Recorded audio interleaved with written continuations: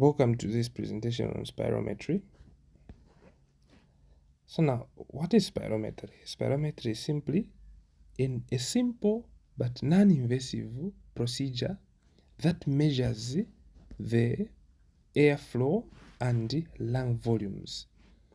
It is important because it tells us how the respiratory system is functioning,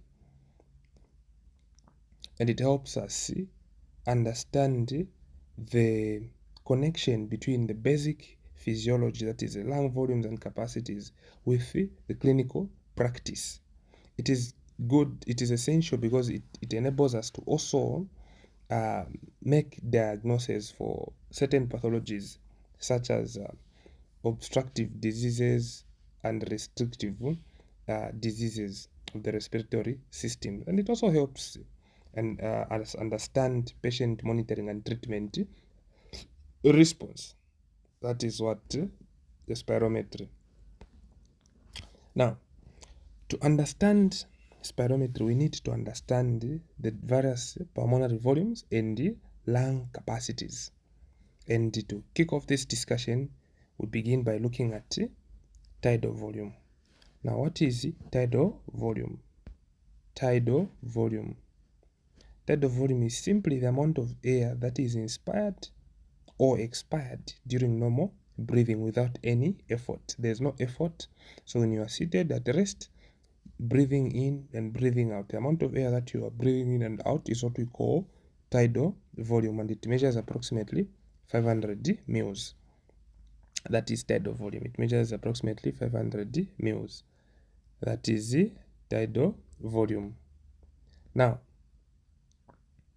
after tidal volume, there is what we call inspiratory reserve volume. Inspiratory reserve volume, as the name suggests, inspiratory reserve volume, it is just the amount of air that is inspired after tidal volume during inspiration. So this air is by force. So after you've inspired at rest, the amount of air that you can inspire by force beyond the tidal volume is what we call the inspiratory reserve volume, and it is approximately 2500 to 300 mils. That is what inspiratory reserve volume.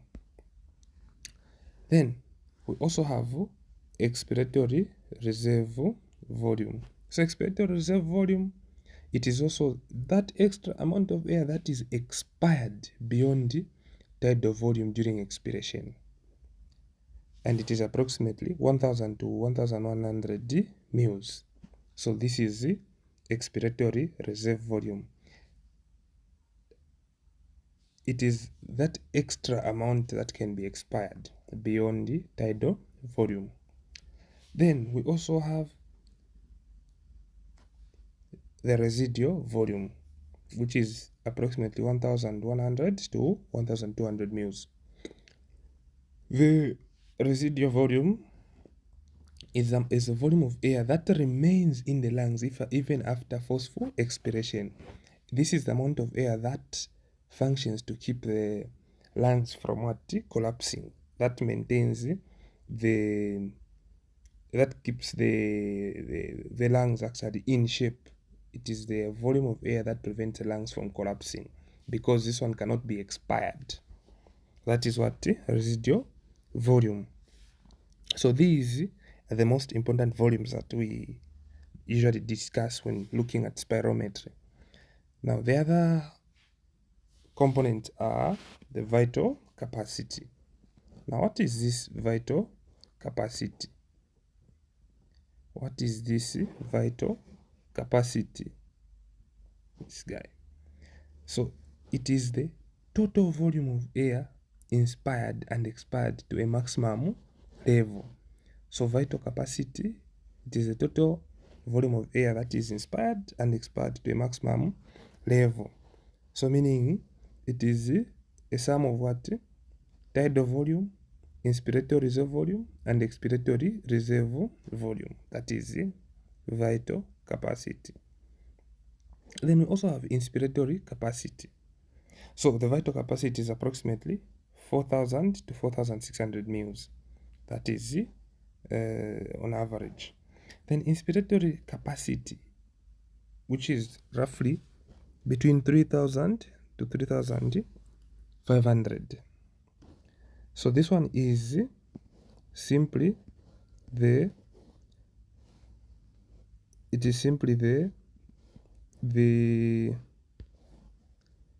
inspiratory capacity. Simply it is the total volume of air that can be inhaled after normal expiration. So it is the sum of tidal volume plus inspiratory reserve volume, because this is how much air can be inspired after normal expiration. So remember, we say tidal volume is that amount of air that you're going to inspire at rest. Then inspiratory reserve volume, when you add force beyond the tidal volume, that gives us the inspiratory reserve volume. So meaning that is the total amount of air that you can inspire. That is the inspiratory capacity. Expiratory capacity is simply the opposite. So expiratory capacity is roughly about 1,500 to 1,600 mils. And it is simply the sum of what? Tidal volume and expiratory reserve volume. So it is the amount of air that can be expired after normal inspiration. That is the expiratory capacity. Then we have functional residual capacity, which is between 2,100 to 2,300 mils. So the functional residual capacity is the volume of air that will remain in the lungs after normal expiration. The volume of air that will remain in the lungs after normal expiration. So it is simply this. Expiratory reserve, it is simply the sum of expiratory reserve volume and the residual volume. That is what functional residual capacity. Then we also have total lung capacity, which is about 5,100 to 5,800 mils, which is the amount of air present in the lungs and the respiratory passage after maximum inspiration. So it is simply the sum of the vital capacity and the reserve and the residual volume. Vital capacity and the residual volume. So it is just the sum of all the lung volumes, that is total lung capacity. Yeah. So this is also just another diagram summarizing that. So you can see that this is tidal volume, which is approximately 0.5 liters or 500 mils. Then inspiratory reserve volume is this one above the tidal volume. You can see above the tidal volume. So this is the inspiratory reserve volume. So when you add these two, the inspiratory reserve volume and this tidal volume is what is giving us this inspiratory capacity. Now, when you go down again, you have this tidal volume and this expiratory reserve volume. This is just beyond the tidal volume. Expiratory reserve volume is beyond the tidal volume, amount of air that can be expired. Then you have also the residual volume down there, which is just the amount of air that remains in the lungs to keep the lungs inflated. So from the expiratory reserve volume and the residual volume, you get the residual capacity. Then if you check from the inspiratory reserve volume, the tidal volume, and this expiratory reserve volume, it gives you the vital capacity. And all the lung volumes now give you what? The total lung capacity. So this is just a schema summarizing the volumes and the capacities. Same thing here. The inspiratory reserve volume, which gives us the inspiratory capacity with tidal volume, functional residual capacity, residual volume, total lung capacity, and also of the vital capacity. So the vital capacity is what?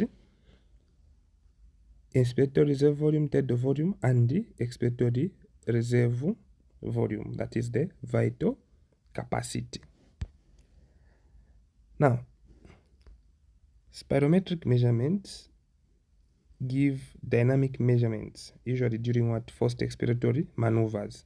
So there's what we call the forced vital capacity, which is the maximal volume exhaled after full inspiration. The maximum volume that is exhaled after full inspiration is called the forced vital capacity. Now, so the forced expiratory volume in 1 second, FEV1, is a volume of air that is exhaled in the first second of forced expiration. Now, when you get the ratio of the forced FEV1, the forced expiratory volume in the first second, over the forced vital capacity, you get that ratio. The normal should be between 0.75 to 0.8 or 75 to 80%. So if there's a decrease in this ratio, at least about less than 70% there, this one points to what?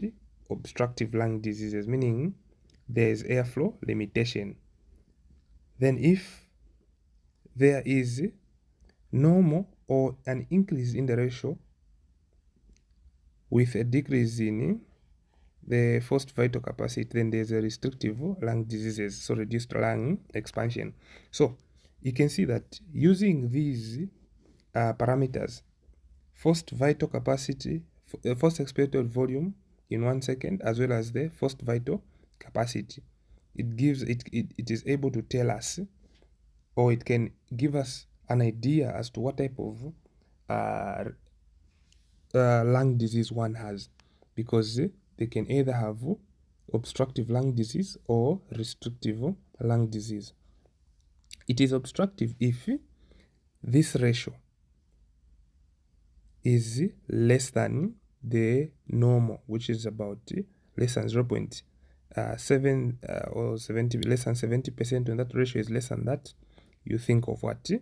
An obstructive lung disease. Now, if that ratio is more than that, then it could suggest that the lung disease is restrictive. So with obstructive, the problem is that air can flow in, but it can't come out. That's where the problem is. So the problem is air can be inspired. The problem is with the expiration. There's air trapping that may happen. So in conditions such as asthma, the COPDs, emphysema, those are obstructive lung disease. Why? Because they allow air to come in, but there's a problem with air leaving. Then in restrictive lung diseases, it is the opposite. There is a problem with air coming in. The lungs cannot expand to their maximum or to their optimum capacity. So there's a problem with the inspiration, but there's no problem with expiration. That is what in restrictive lung diseases. And that marks the end of this presentation. Thank you. Until we meet next time.